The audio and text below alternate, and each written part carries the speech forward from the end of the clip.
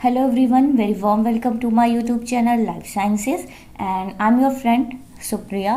Guys previous video में मैंने आपको एम्ब्रियोजेनेसिस के बारे में बताया था।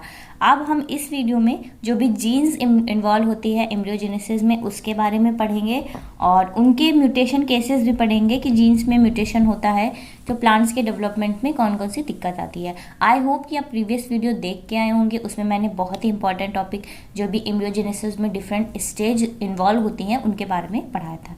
So let's start this video. Okay, so genes in embryogenesis, first जो जीन इसमें इन्वॉल्व होती है वो होती है GNOM, GNOM, axial patterning and encode GEF which enables the directional transport of auxin by establishing a polar distribution of PIN auxin efflux career.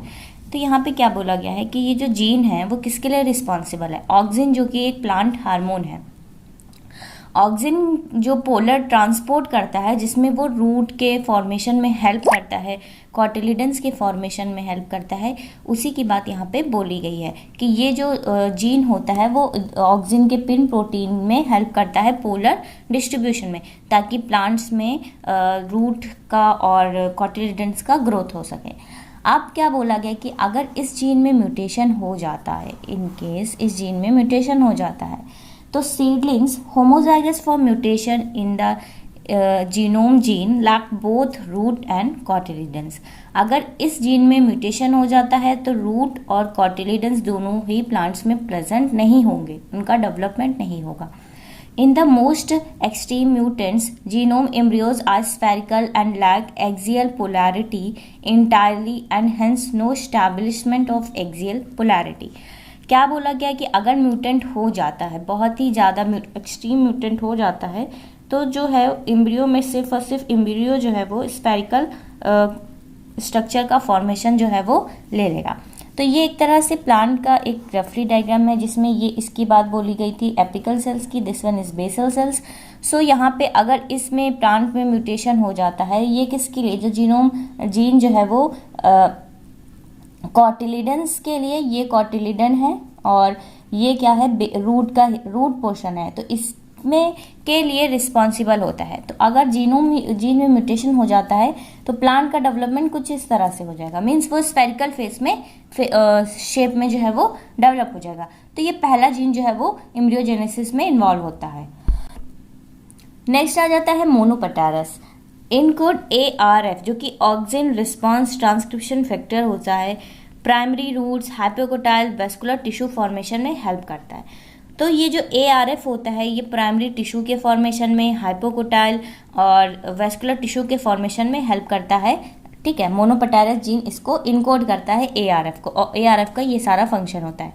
अगर इस gene में म्यूटेशन हो जाता है तो it lack both the hypocotyl and root although they do produce the apical region. इसमें क्या होगा कि हाइपोकोटाइल और रूट जो है दोनों ही उसका फॉर्मेशन नहीं होगा और उसकी वजह से एपिकल रीजन जो है वो प्रोड्यूस हो जाएगा। तो ये मैंने बताया था, यहाँ पे क्या है, बेसल रीजन का और हाइपोकोटाइल का फॉर्मेशन नहीं हुआ और इस तरह से आप देखिए ये म्यूटेंट फॉर्म है, सिर्फ और सिर्फ एपिकल रीजन का फॉर्मेशन हो गया। तो प्लांट इसका जब तक पूरा डेवलपमेंट नहीं होगा तो कोई फ़ायदा ही नहीं, क्योंकि आगे जो है प्लांट फर्दर डेवलपमेंट नहीं कर पाएगा। थर्ड जो जीन इन्वॉल्व होती है वो होती है गुरकी, GURKE, that patterning apical portion of embryo and encode acetyl coenzyme carboxylase. ये क्या है, जो एपिकल पैटर्निंग होती है एम्ब्रियो की उसके फॉर्मेशन के लिए होती है। म्यूटेशन अगर इसमें हो जाता है तो cucumber like shape of mutant in which cotyledons and shoot apical meristem are reduced और मिक्स। तो इस तरह से अगर प्लांट देखें तो यहाँ पे क्या बोला गया कि ये कॉटिलिडन्स का हिस्सा जो है वो और ये रूट का हिस्सा है। तो यहाँ पे क्या होगा कि कुकुम्बर लाइक शेप हो जाएगा जिसमें कॉटिलिडन और शूट एपिकल मेरिस्टम जो है वो रिड्यूस हो जाएंगे, ये चीज़ जो है वो रिड्यूस हो जाएगी। नेक्स्ट जो जीन इन्वॉल्व हो जाती है वो होती है फैकल, FACKEL, जो कि हाइपोकोटाइल के फॉर्मेशन में इन्वॉल्व होती है। इसमें अगर म्यूटेशन हो जाता है तो म्यूटेंट एग्जिबिटेड मेलफॉर्म्ड कॉटिलिडन्स, इसमें भी कॉटिलिडन्स जो है मेलफॉर्म्ड हो जाएंगे, मींस एबनॉर्मल हो जाएंगे शेप में। शॉर्ट हाइपोकोटाइल शॉर्ट हो जाएगी and root multiple shoot and root meristem का फॉर्मेशन हो जाएगा। तो इस तरह से मल्टीपल शूट का फॉर्मेशन हो जाएगा। और इसमें ये देखिए कॉटिलिडन्स जो है मेल फॉर्म्ड स्ट्रक्चर में, मतलब अच्छे से डेवलप नहीं है। हैप्योकोटाइल जो है वो भी बहुत ज़्यादा शॉर्ट होती है। नेक्स्ट जो जीन इसमें इन्वॉल्व होता है वो होती है SHRNSCR, that is short root and scarecrow. ठीक है, ग्राउंड टिश्यू डेवलपमेंट में हेल्प करता है, that is cortical and endodermal layer formation और रेडिकल टिश्यू पैटर्निंग में ये जो जीन है वो इन्वॉल्व होता है। अब इस जीन में म्यूटेशन हो जाएगा तब क्या होगा, तो अगर म्यूटेशन हो जाता है SCR में, have single layer with the property of both endodermal and cortical cells. Endodermal और कॉर्टिकल सेल्स तो होगी लेकिन सिंगल लेयर होगी।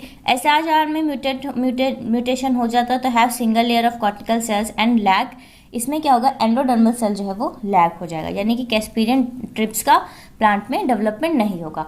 तो ये 5 जीन जो एम्ब्रियोजेनेसिस में इन्वॉल्व होती है, और अगर इसमें म्यूटेशन हो जाता है तो क्या होता है, ये सारी चीज़ें मैंने आपको बता दी है। इससे पहले मैंने प्लांट एम्ब्रियोजेनेसिस पे भी वीडियो को अपलोड किया है। गाइस आपको कोई भी डाउट हो आप मुझे कमेंट करिएगा, मेरे टेलीग्राम ग्रुप को ज्वाइन करिएगा। और अगर आपको ये वीडियो अच्छा लगे तो मेरे चैनल को लाइक शेयर और सब्सक्राइब करिएगा। ठीक है, आपको लगता है कि मैं किसी भी टॉपिक से रिलेटेड वीडियो को अपलोड करूँ तो आप प्लीज़ मुझे ज़रूर बताइएगा, सजेस्ट भी करिएगा। और thank you so much guys for watching my video.